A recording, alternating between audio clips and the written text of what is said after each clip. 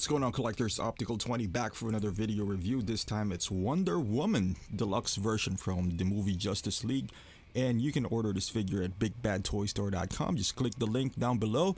Sorry if this one took forever. I don't import from Hong Kong, and try to support our local distributors here.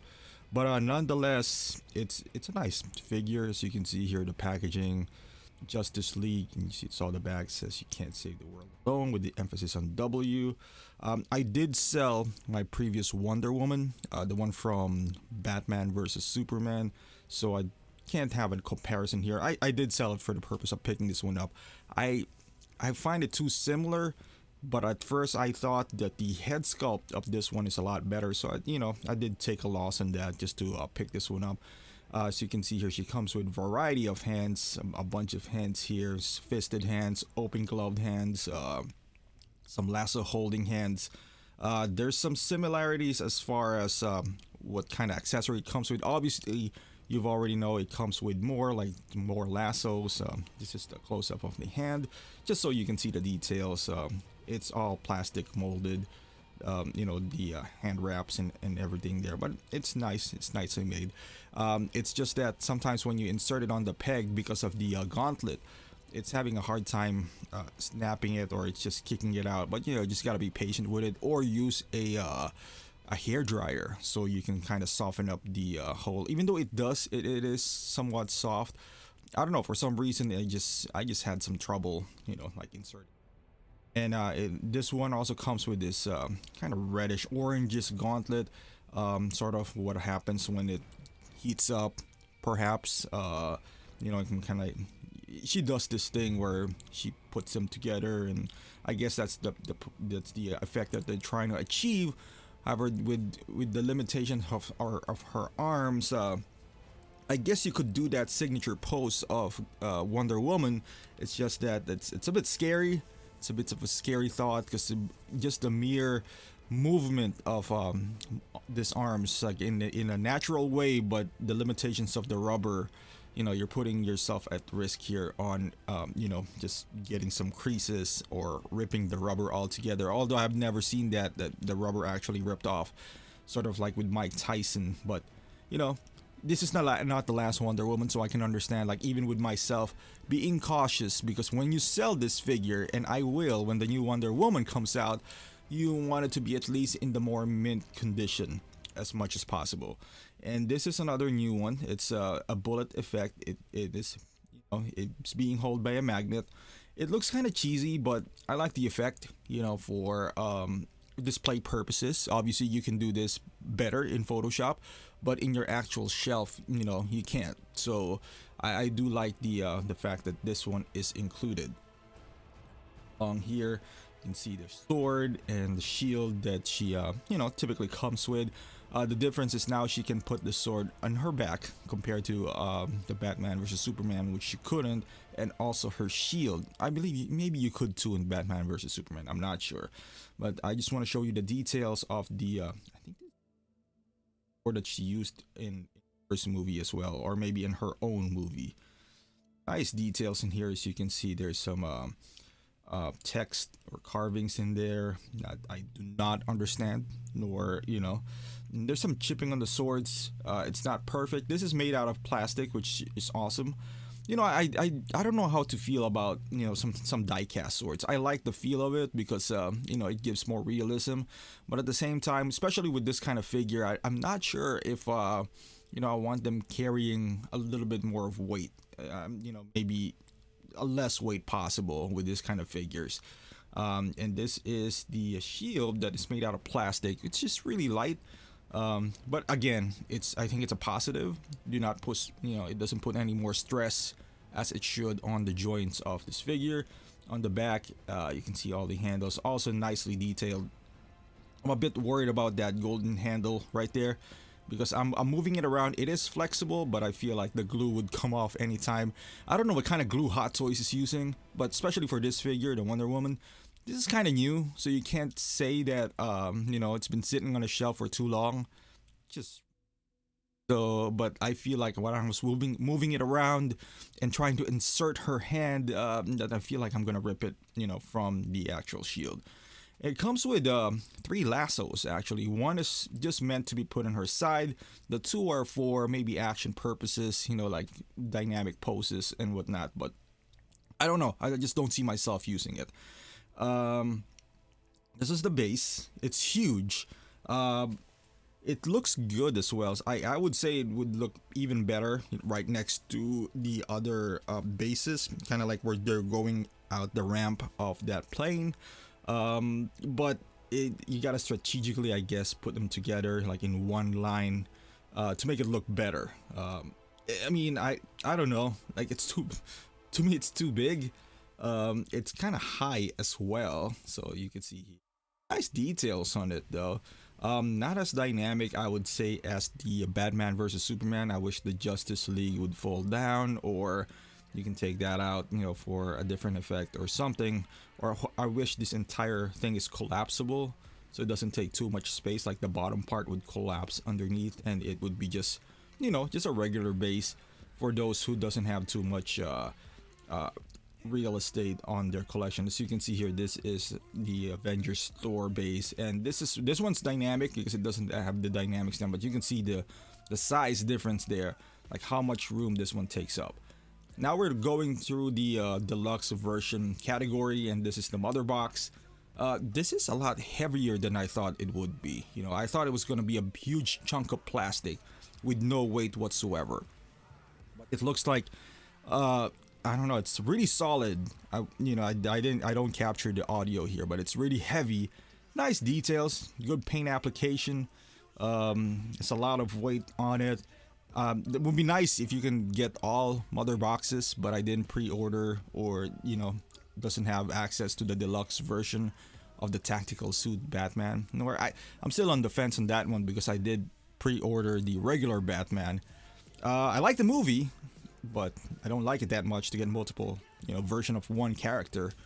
And this is the robe that it comes with. But also people are reporting that if you leave the robe for too long, it'll cause staining. So just put some caution in there when you are, or wash it out first. I don't know, because you can take out the straps and wash it out to maybe bleed out the excess dye. But I don't plan on having her with that robe, for a long time anyway. Maybe for a photo shoot here and there, but yeah. As far as the actual costume, the outfit of this figure, it is very similar to the Batman vs Superman. So this is the tricky part when getting these figures, especially Wonder Woman, Superman. Superman relatively has the same costume from Man of Steel. Different color variations, of course. Some minute details here and there, but you could pass that the Man of Steel to Batman vs Superman to this Justice League. You can pass along that they're pretty much the same, different shades of blue, I suppose. Same with Wonder Woman. Her color tone here is a bit more muted. It's not as vibrant as the Batman vs Superman. So to me, if you are upgrading from the Batman vs Superman, obviously this wouldn't be the deciding factor, or at least I think it shouldn't be. To me, it would be more the head sculpt, which I feel like this version right here has a better head sculpt. Now it all just depends on how much loss are you taking.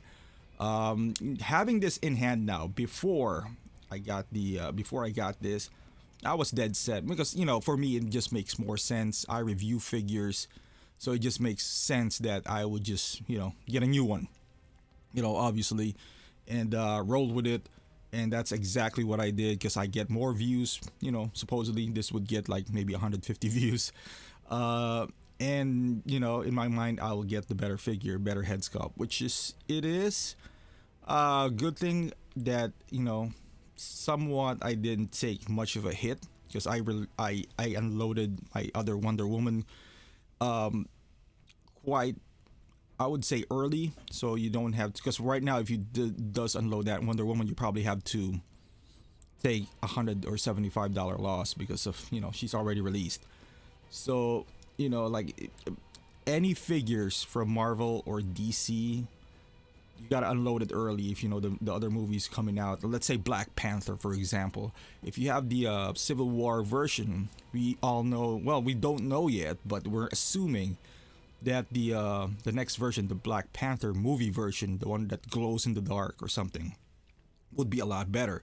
And that's just, assuming it would be. All points are pointing that, it would be glows in the dark, a second head sculpt. Now, if you have a Black Panther from Civil War, now's the time to unload it, because once that comes out and it's readily available, like if it doesn't sell out, you're gonna lose a lot of value. Right now, I still see people selling it for 300. I personally wouldn't buy it for 300. It should be somewhere around 200 at this point, because that's bound to come out soon. And if it does, you're gonna be left with a figure that is inferior to the new one that's coming out. So this is the trick with Marvel. There's a few figures that would hold their value, perhaps like Ant-Man or Batman is always in demand, but figures who barely change their outfit. Even the BVS Batman, as you can see here, here's the head sculpt, and it looks pretty good. I actually like this a lot better, even on the prototype pictures.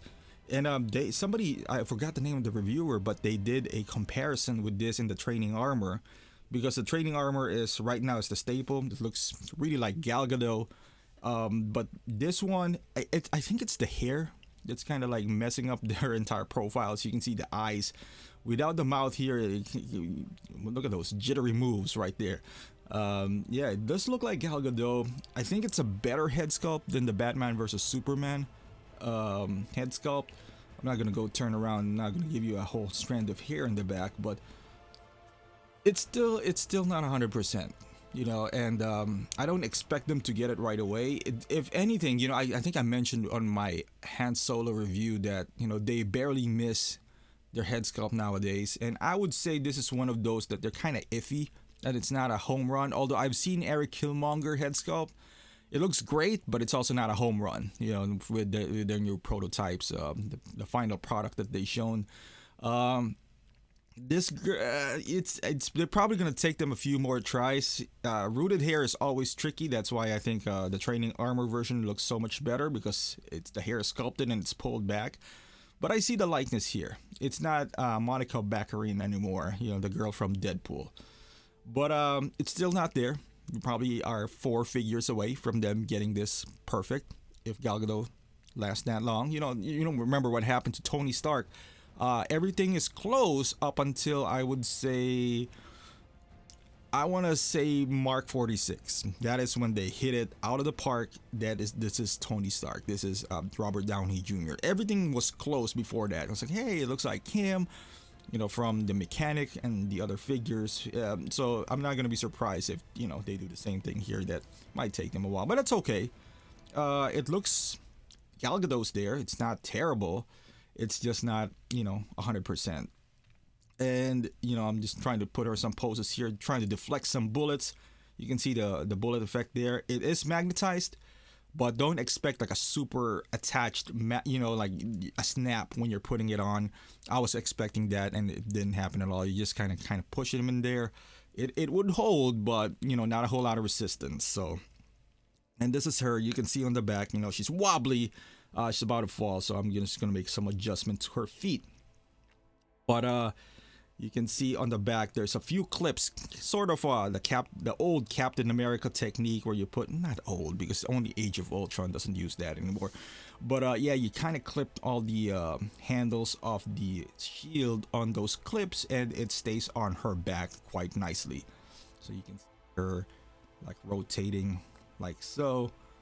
Beautiful figure still, regardless of the shortcomings that it comes with. This is the lasso. I tried the best I could with this one, kind of just holding it and trying to lasso someone. Perhaps you could do a better pose than me. It's just, a lazy attempt to make a use of this accessory. I just don't see a whole lot of uses for this. Maybe in photos, maybe if I pose her nicely in photos, I could. But yeah, it's glowing. It's glowing. She's about to lasso someone. But for $248 for the deluxe version, especially if you get it from Big Bad, you don't pay a whole lot for shipping. Is it worth it getting the deluxe? For the mother box, it's not a big difference, so I would say yes, because at least you have an option with her robe and her the mother box. So, and this is the robe. uh I didn't spend too much time futzing around it. It's like I said, it's a once in a while accessory for me, but I like the mother box better. Now, would you like to get the deluxe version? Sure, why not? It's not like it's a $50 difference. I think it's like 20. So for the robe and the mother box, why not? Should you upgrade from the BVS to this? Depending on how much you're gonna have to pay. If right now if you're planning on selling your BVS Wonder Woman for 150, 170, I would say just forget about it. But if you can sell it for 200 and then you add another 30, 40, sure, why not? But as far as the accessories, I would say it's not enough to sway me to that. Now, if you really want to sheath the sword behind her and the shield, I guess I understand it. But yeah, if I were you, just hold on to it. I'm sure there's gonna be one more Wonder Woman that's even better. So once again, thank you for watching, guys. If you haven't done so, if you're new to the channel, please subscribe. I got a lot of contents like this. Follow me on Instagram and Facebook, and I'll see you guys in the next review.